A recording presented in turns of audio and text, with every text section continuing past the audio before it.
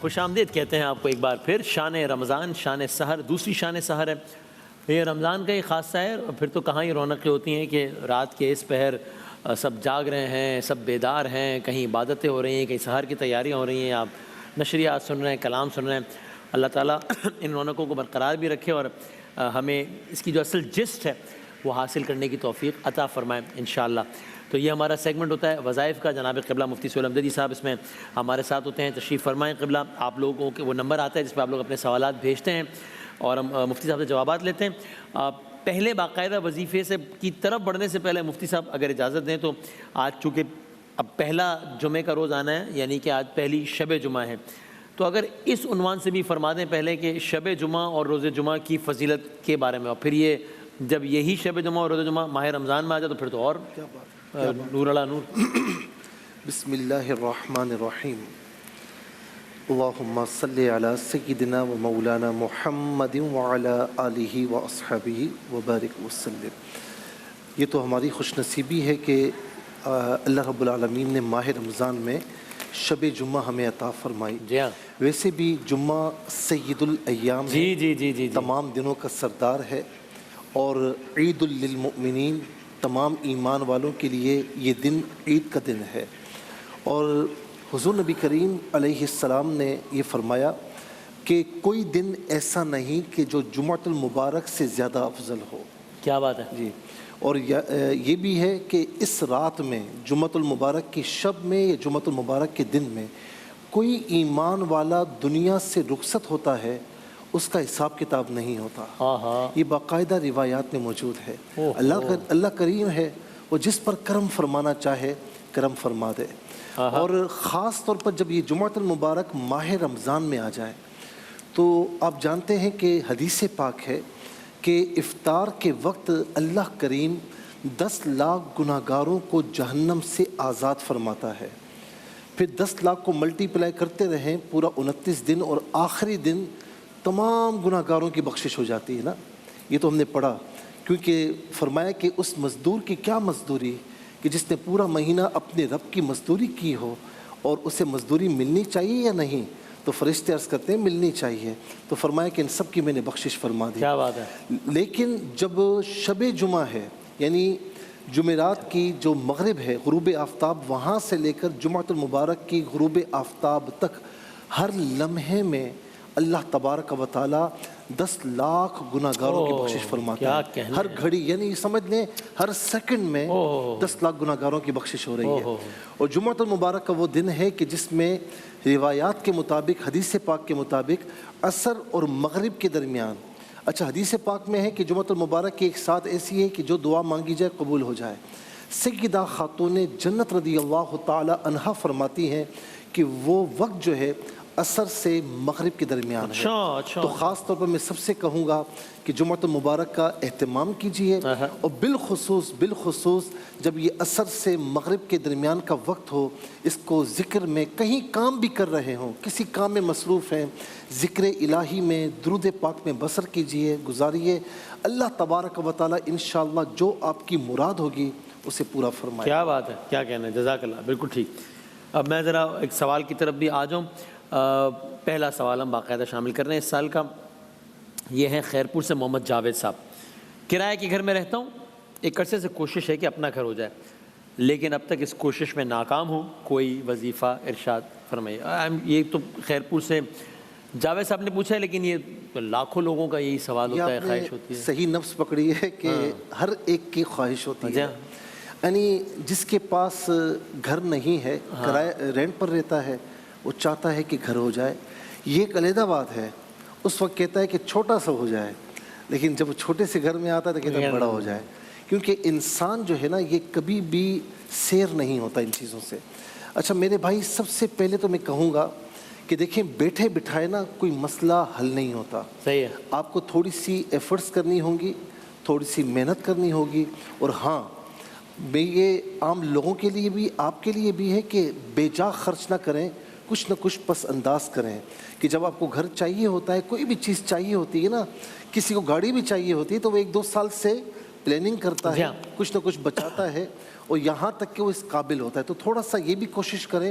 اور دوسرا میں ایک بات اور بھی عرض کروں, یہ صرف یہ اس مسئلے کے لیے نہیں ہے, ٹھیک ہے, بلکہ آپ کہیں پر بھی ہیں, بعض اوقات آپ کسی اور ملک, کسی اور کنٹری جاتے ہیں, کسی اور شہر جاتے ہیں, وہاں پر بھی یہ مسئلہ درپیش ہوتا ہے کہ کوئی گھر ہو جائے, مل جائے مجھے, تاکہ میرے لیے آسانی ہو جائے. ہر ایک کے لیے, اور کوئی اجازت لینے کی ضرورت نہیں ہے. یہ وظیفہ ہر کوئی جس کا یہ مسئلہ ہے وہ پڑھ سکتا ہے. یہ سورہ اعراف کی آیت نمبر ہے 10, رائٹ جی 8ویں پارے میں ہے.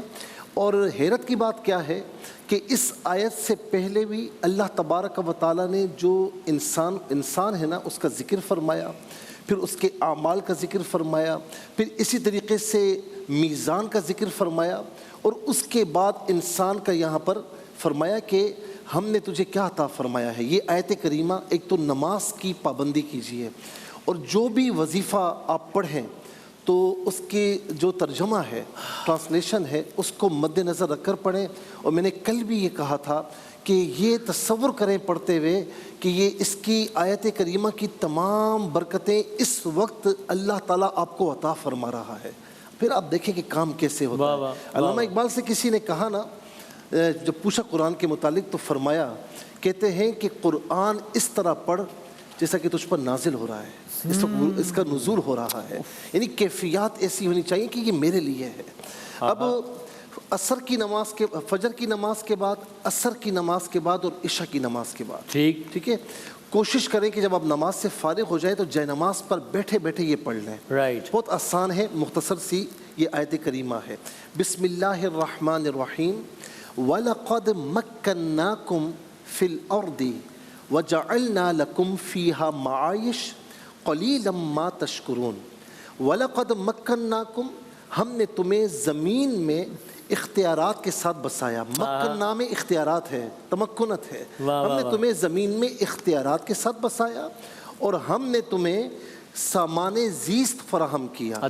جی, زندگی کے سامان موجود ہیں, اسباب موجود ہیں, انہیں اختیار کرنے کی کوشش کرنی ہوگی. یہ ایک علیحدہ بات ہے. جب مل جاتا ہے تو قلیلا ما تشکرون, بہت کم لوگ ہیں جو شکر ادا کرتے ہیں. ایک تو اپنی نعمتوں پر, اللہ کی نعمتیں جو آپ کے پاس ہیں اس پر شکر ادا کرتے رہیں. وَلَقَدْ مَكَّنَّاكُمْ فِي الْأَرْضِ وَجَعَلْنَا لَكُمْ فِيهَا مَعَائِشَ قَلِيلًا مَا تَشْكُرُونَ.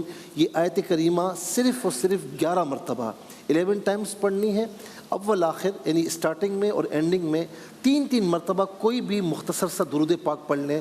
درود پاک ہر وظیفے کے اول آخر لازمی ہے. کیوں؟ فرمایا کہ جس دعا میں مجھ پر درود پاک نہیں پڑھا جاتا, مجھ پر اور میری آل پر, وہ دعا معلق رہتی ہے. تو اس لیے درود پاک کمپلسری ہے, یہ پڑھ لیں, کوئی بھی مختصر سا پڑھ لیں, اور پڑھتے ہوئے ذہن میں رکھیں, تصور میں رکھیں کہ یہ ساری برکتیں اللہ رب العالمین آپ کو عطا فرما رہا ہے.